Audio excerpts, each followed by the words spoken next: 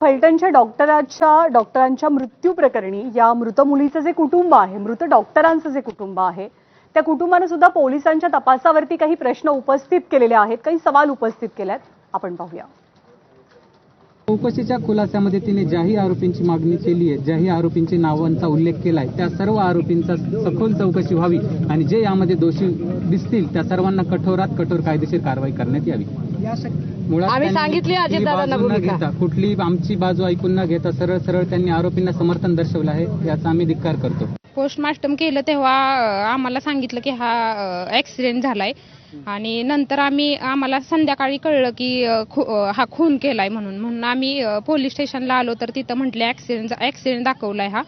संपदाताई भेटल्या तेव्हा त्यांनी सांगितलं की ह्या खून झालाय हा. दत्तात्रय व्यंकट निंबाळकर, तो गावातलाच आहे, त्याचा भाऊ भाजपचा सरचिटणीस आहे.